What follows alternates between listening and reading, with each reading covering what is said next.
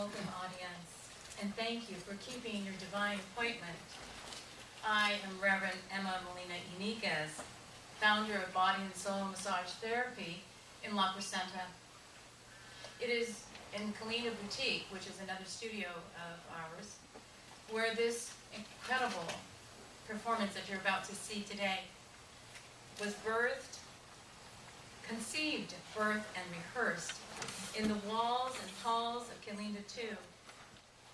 Master drummer, performer, actor Gerald is the father of this creation.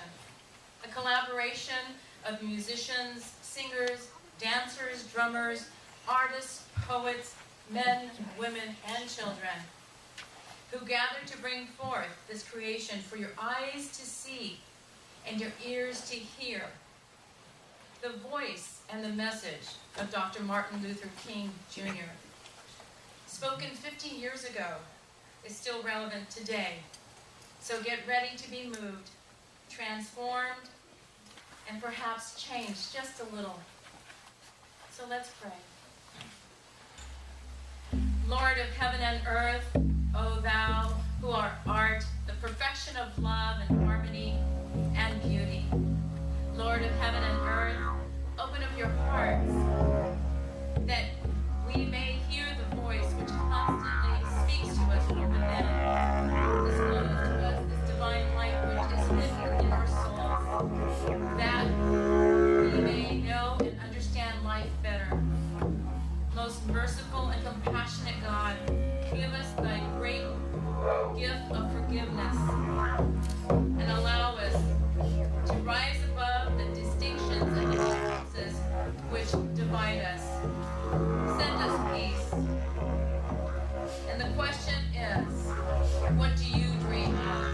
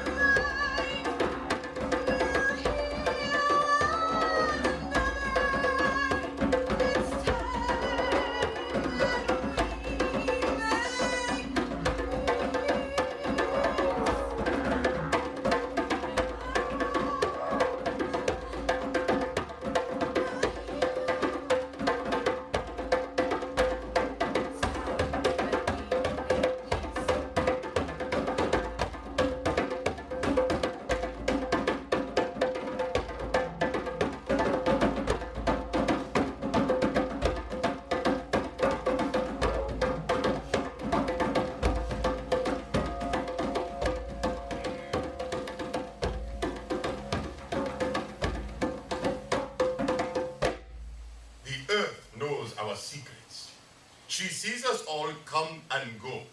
She sees us as we travel across her each and every day. She holds us in her very crust.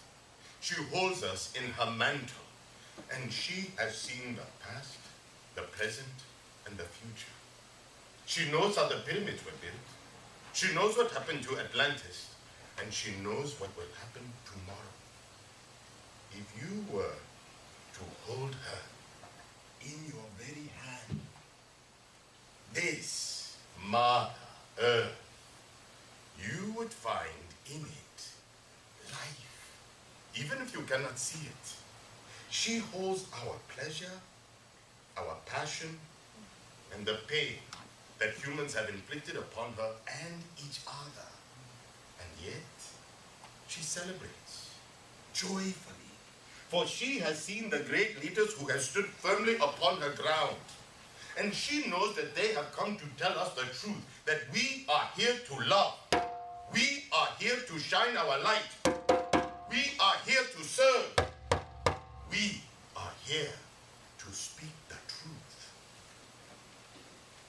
If there had been a man among you, one with courage and conviction, then perhaps someone would not have to die.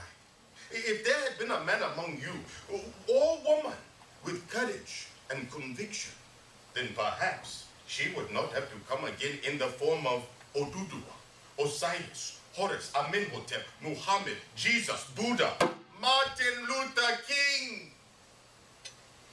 If there is one among you, allow him or her to come forth. Allow them to speak truth. Only now, he or she is you. Your brother, your neighbor, he or she is you. When I was a boy, I would say to my father, "Father, what time is it?" My father would say, "Time? What is time?" I would say, "Well, Father, time to eat, time to sleep, time to plant, time to get up. What time is it now?" My father would say, "Time is a perspective based on how you feel. The only thing that is important right now is this time, this moment. What are you doing right now, in this moment, in this time?"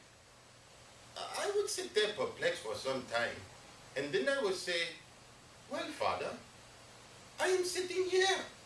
My father would say, "Well, look at that tree. What does it give to you right now?" If I look only with my eyes and not with my soul, I will not see its true beauty. I will not see its true magic. As I look at this tree, I know that it is deformed, lumpy, crooked, a strange color to some. Invaders have tried to attack it, beat it, and kill it. And yet, it is still standing, still growing strong, still reaching toward the light. This tree is me. I have challenges. I have invaders, even a strange color to some. If I look at this tree with my eyes and not my soul, I will not see its true beauty, its true magic. This tree is me. This tree makes up the forest, and I make up the world. My father would say, "What does it give to you right now?"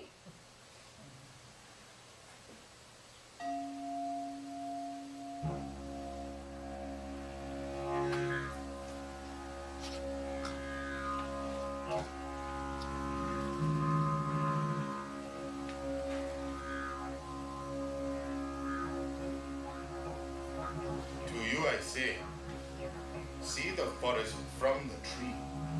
See the future how you want it to be. What do you dream of? What do you imagine? What do you see? We live in this time. This is our time.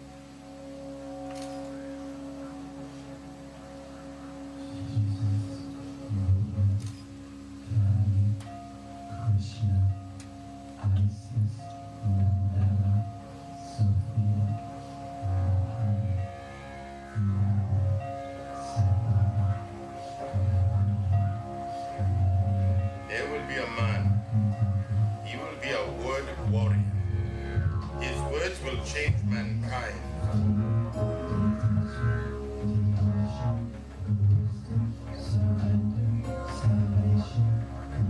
He will teach us love for all, unity and oneness now.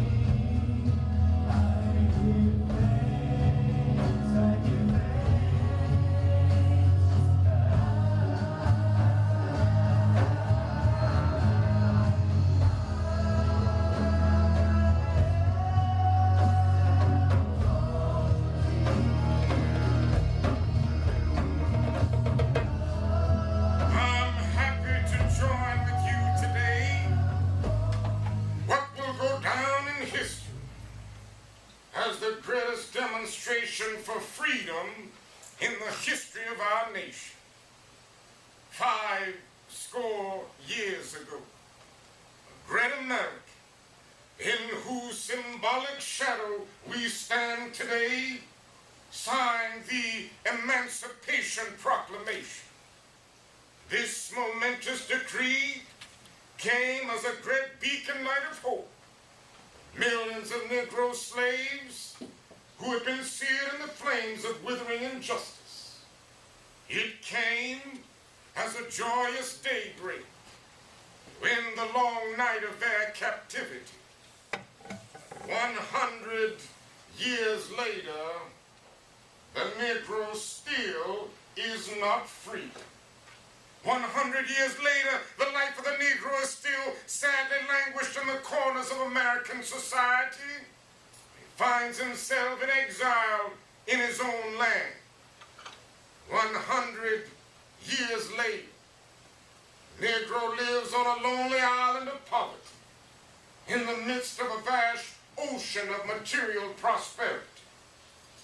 So we've come here today to dramatize this shameful condition. In a sense, we've come to our nation's capital to cash a check. When the architects of our republic wrote the magnificent words of the Constitution and the Declaration of Independence, they were signing a promissory note to which every American was to fall heir. This note was the promise that all men, yes, black men as well as white men, would be guaranteed the inalienable rights of life, liberty, and the pursuit of happiness. It is obvious today that America has defaulted on this promissory note insofar as its citizens of color are concerned. Instead of honoring this sacred obligation, America has given the Negro people a bad check. Check which has come back marked insufficient funds. We refuse to believe that the Bank of Justice is bankrupt. We refuse to believe that there are insufficient funds in the great vaults of opportunity of this nation. So we've come here today to cash this check that will give us upon demand the riches of freedom and the security of justice. There's something that I must say to my people who stand on the warm threshold which leads into the palace of justice. In the process of gaining our rightful place, we must not be guilty of wrongful deeds. Let us not seek to satisfy our thirst for freedom by drinking from the cup of bitterness and hatred. Again and again, we must rise to the majestic heights of meeting physical force with soul force. Marvelous new militancy, which has engulfed the Negro community, must not lead us to a distrust of all white people. Many of our white brothers have come to realize, as evidenced by their presence here today, that their destiny is tied up with our destiny. Their freedom is inextricably bound to our freedom. As we walk, we cannot walk alone. We must make the pledge to always march ahead. There are those in the devotees of civil rights who will ask, when will you be satisfied? We can never be satisfied as long as our bodies, heavy with the fatigue of travel, cannot gain lodging in the hotels of the highways and motels of the cities. We can never be satisfied as long as our children are stripped of their selfhood and robbed of their dignity by signs stating for whites only. We can never be satisfied as long as the Negro's basic mobility is from a smaller ghetto to a larger one. No, we are not satisfied, and we will not be satisfied until justice rolls down like waters and righteousness like a mighty stream. There's something that I must say to my people. So even though we face the difficulties of today and tomorrow, I still have a dream. It is a dream deeply rooted in the American dream. I have a dream that one day this nation will rise up, live out the true meaning of its creeds. We hold these truths to be self-evident that all men are created equal. I have a dream that one day, down in Alabama with its vicious racist, with its governor having his lips dripping with the words of interposition and nullification, right there in Alabama, little black boys and little black girls will be able to join hands with little black boys and little black girls as sisters and brothers. I have a dream today that one day every valley shall be exalted, every high mountain shall be made low. The rough places will be made plain, and the crooked places will be made straight, and the glory of the Lord shall be revealed, and all flesh shall see it together. This is our hope. This is the faith that I go back to the South with. With this faith, we will be able to transform the jangling discords of our nation into a beautiful symphony of brotherhood. With this faith, we will be able to hew out of the mountain of despair a stone of hope. With this faith, we will be able to work together, to pray together, to struggle together, to go to jail together, to stand up for freedom together, knowing that we will be free one day. This will be the day. This will be the day when all of God's children will be able to sing with new meaning, "My country, tears of thee. Sweet land of liberty, of thee I sing. Land where my fathers died. Land of the pilgrim's pride. From every mountainside, let freedom ring." If America's to become a great nation, this must become true. And so, let freedom ring from the prodigious hilltops of New Hampshire. Let freedom ring from the mighty mountains of New York. Let freedom ring from the hiding alligators of Pennsylvania. Let freedom ring from the snow-capped Rockies of Colorado. Let freedom ring from the curvaceous slopes of California. Not only that, let freedom ring from Stone Mountain of Georgia. Let freedom ring from Lookout Mountain of Tennessee. Let freedom ring from every hill and molehill of Mississippi. From every mountainside, let freedom ring. When this happens, when we allow freedom to ring from every state and every city, from every village and every hamlet, we will be able to speed up that day when all of God's children, black men and white men, Jews and Gentiles, Protestants and Catholics, be able to join hands and singing the words of that old Negro spiritual. Free at last, free at last. Thank God Almighty, we are free at last. Praying for something more, hoping for change. As you look around, it appears to be the same, but the magnificence of life is working in your favor. Stand on the strength of wise ones past. In your faith, don't ever waver. Dare to dream of a life that others cannot see. Dare to dream of peace between you and me. I know that if we try, anything is possible. Dare to dream of unity, open for the good, releasing all the chains, bounded for so long, in the same place we remain, but God's love is surrounding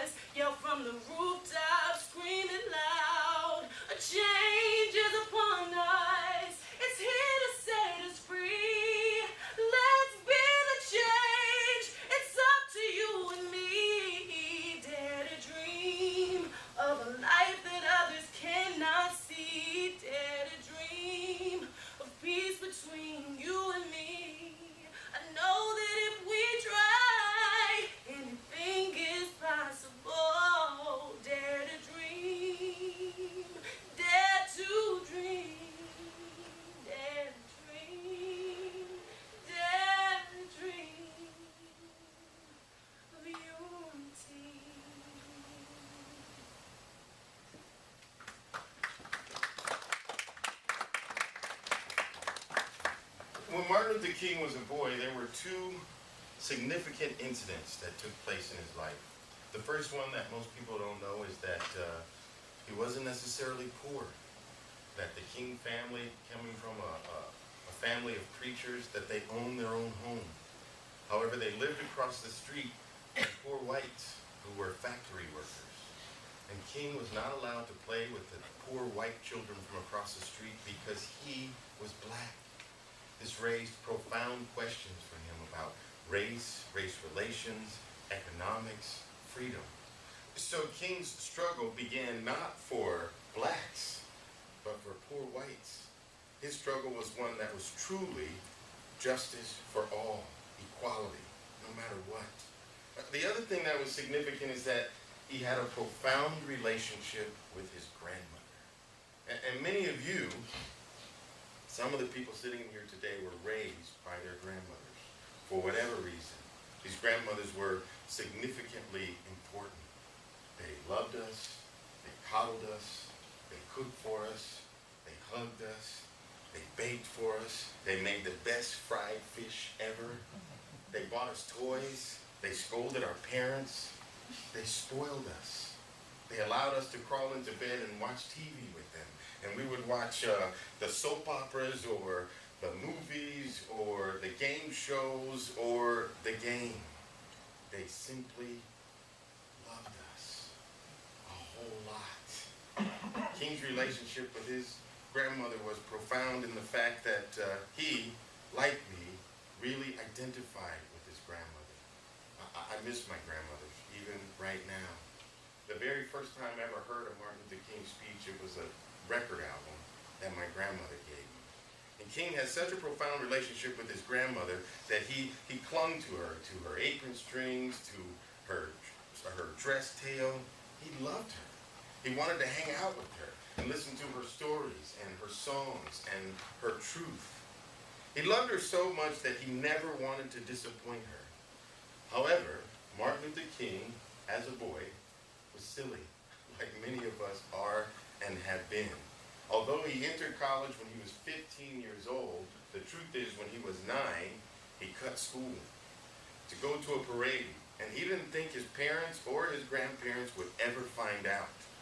When he got home that day, he saw an ambulance parked out in front of the house and saw his grandmother being carried out on a gurney, placed in the ambulance and taken off to the hospital. He thought she was disappointed because he had cut school. He was so distraught that he was screaming at her, "I'm sorry, Grandma, I'm sorry, Granny, I'm sorry, Nana, I'm sorry," thinking that by calling her by all these different names would somehow get her to respond. When she was carried off, he ran in the house, ran upstairs, jumped out of the window, and dived off the roof of the second-story house where they lived, the house where he was born, landed awkwardly on his head and neck, and lay motionless on the ground, and refused to get up. And his dad came and screamed and shared with him, "She's gonna be all right. She's gonna be all right." With that, he got up, went in the house, went upstairs, got in the bed, and cried himself to sleep. His grandmother died that night of a heart attack. And it always had a profound impact on him. He later wrote of the incidents that had the greatest impact on him, it was the loss of his grandmother. The pain that he felt in that loss was something that his parents opened a dialogue about the idea of immortality. Somehow they convinced him that day that even though she was gone, she lived on. This affected his attitude, his approach, his religion, his life, the idea of immortality. I just want to say, if you still got a grandmother, when you leave here today, go home and give her a hug. Call her. Tell her you love her. Even if she can't hear you or you don't think she can understand you. Grandmothers have a profound impact on us. Grandmothers love us. They are grandmothers. Go home and talk to yours.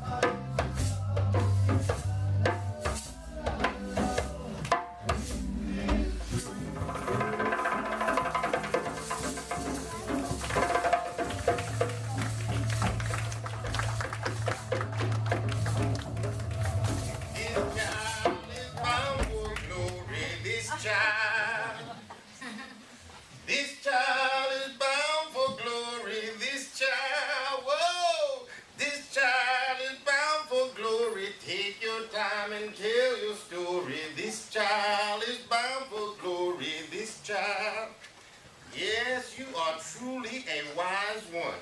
This is definitely not your first time around the sun.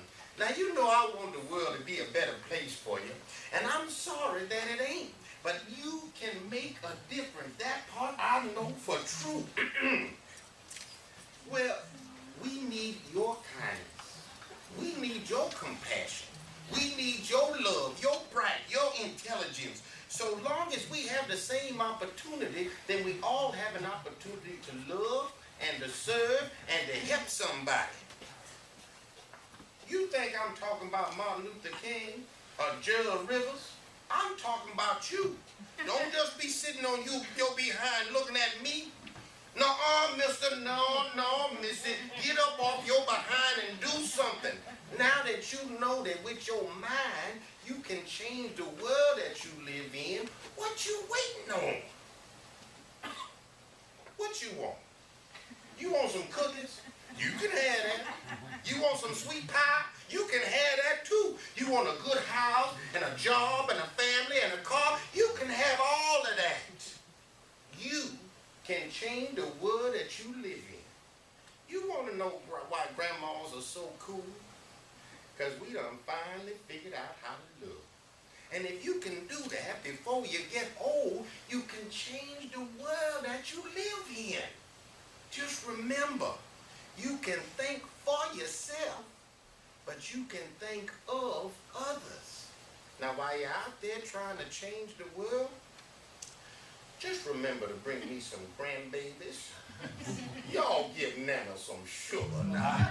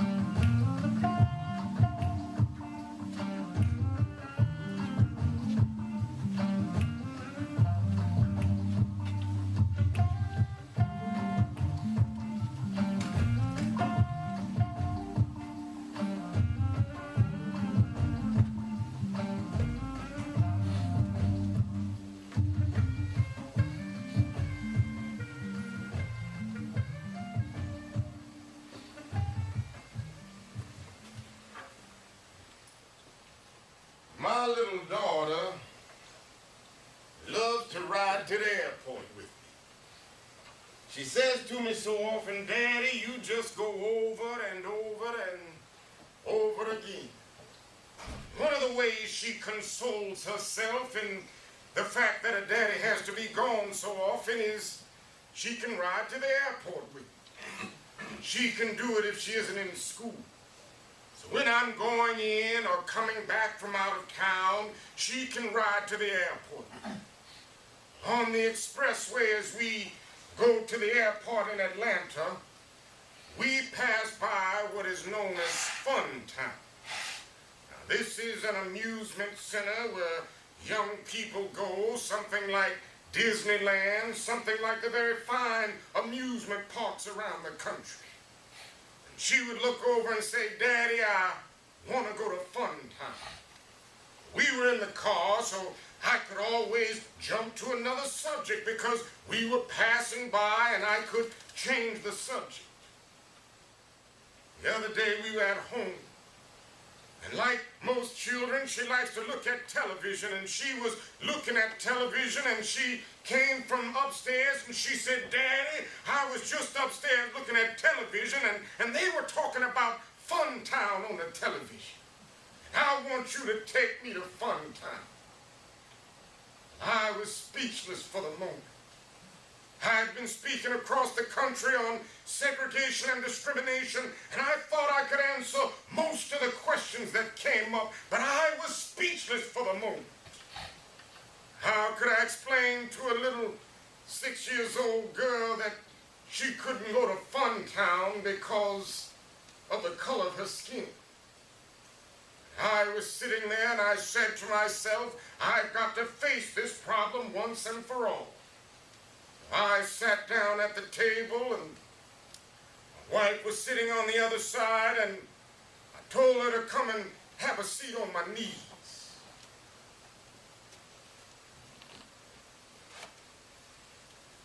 I said, Yolanda, we have a problem. You know, sometimes people are misguided and they don't do the right thing. They have a system where white people go certain places and colored people go certain places, and they have Funtown like that so that they don't allow colored children to go to Funtown. Then I looked down in her eyes. I didn't want her to develop a sense of bitterness. I didn't want her to develop a sense of hatred in her heart. So I had to rush on and say, now, not all white people are like that. There are some white people right here in Atlanta who would want you to go to Funtown, and I could see the tears flowing from her eyes. I said to her, Yoki, even though you can't go to Funtown, I want you to know that you are as good as anybody who goes into Funtown. I want you to know that we're working every day so that we can get Funtown open and we can get many other places open. I want you to know that we're going to work diligently so that Funtown and every other town will be open for all of God's children, because we're going to work for it.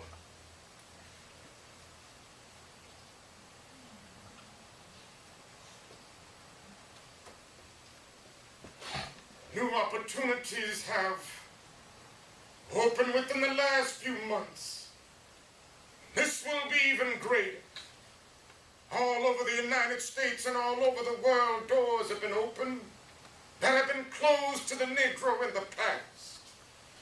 The great challenge that we face is to be ready to enter these doors when they open. Ralph Waldo Emerson said in a lecture back in 1871 that if a man can write a better book or preach a better sermon or make a better mousetrap than his neighbor, even if he builds his house in the woods, the world will make a beaten path to his door. This will become increasingly true. That means we're going to have to work hard. We're going to have to burn the midnight oil sometimes. We're going to have to take advantage of new opportunities, and we must set out to do our life's work so well that nobody can do it better. We must seek to do a good job. We must not seek merely to do a good Negro job. If you're setting out to be merely a good Negro doctor, or a good white lawyer, or a good Asian preacher, or a good Latin teacher, or a good female barber, you've already flunked your matriculation exam for entrance into the University of Integration. We must get ready. We must set out to do a good job, and to do that job so well that the living, the dead, or the unborn couldn't do it better. As I've said so often, if it falls your lot to be a street sweeper, go on out and sweep streets like Michelangelo carved marble, sweep streets like Raphael painted pictures, sweep streets like Beethoven composed music, and like Shakespeare wrote poetry, sweep streets so well, all the host of heaven and earth will have to pause and say, here lived a great street sweeper who swept his job well. This is it. You can be a pine on the top of the hill, be a shrub in the valley, but be the best little shrub on the side of the reel. Be a bush if you can't be a tree. You Can't be a highway, just be a trail. If you can't be the sun, be a star. For it isn't by size that you win or you fail. You just be the best of whatever you are.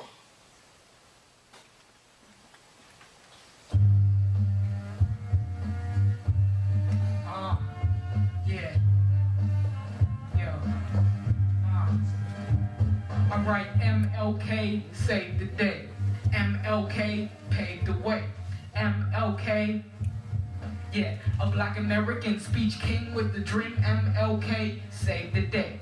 MLK paved the way. MLK, yo.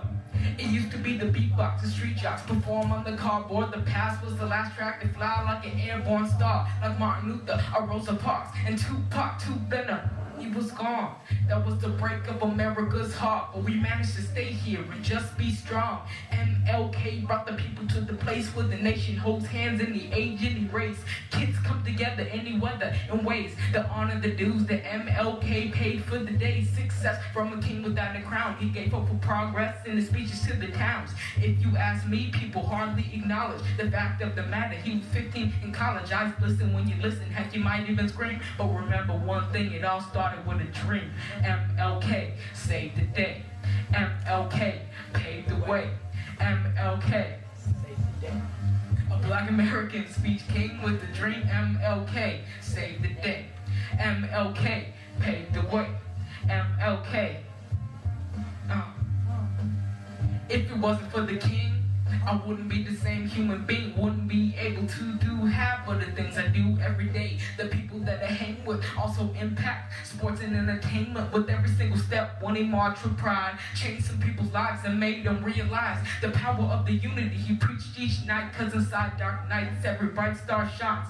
Martin Luther King, his dream seemed to be a very wrong thing. Then he started to read his speech out loud, his voice deep, it reached from the north to the south of the whole country. He brought us together, allowed us to love. He taught us to respect and never to judge. It's crazy how we're all now together as one. It was super duper different and it changed because MLK saved the day.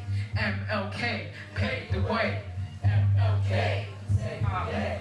A black American speech king with a dream. MLK saved the day. MLK paved the way. MLK saved the day. A black American speech king with a dream. Thank you.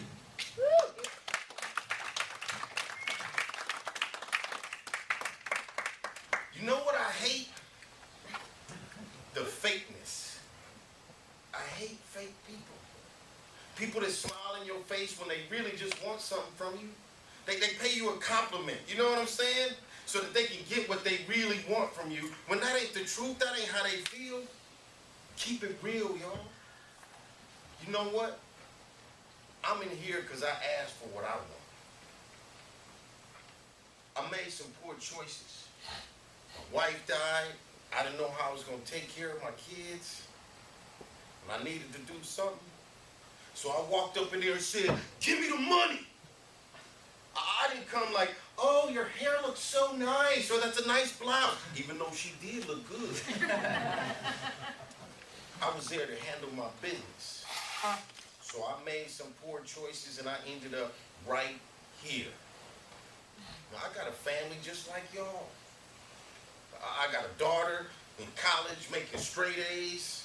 My son, he want to be an artist or some kind of performer.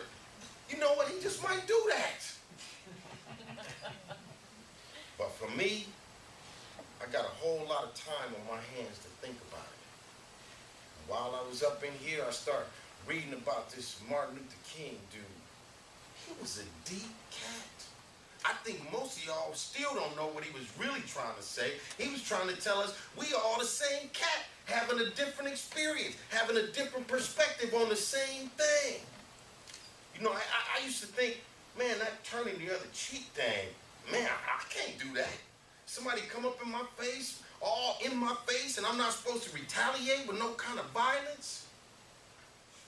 Martin Luther King taught me that an eye for an eye leaves everybody blind. And then we don't know where we're going. So I'm trying to make some different choices now. I'm trying to do things a little bit differently. I got some stuff to do. What you doing? I'm locked up in here. What's holding you back? What's stopping you from doing what you're supposed to be doing out there? You know what? We all want the same thing. We want a family, friends, people that love us, people that respect us, and then we want the same thing for everybody else. I want that other man to have his family. I want that other country to have their kids. I mean, everybody.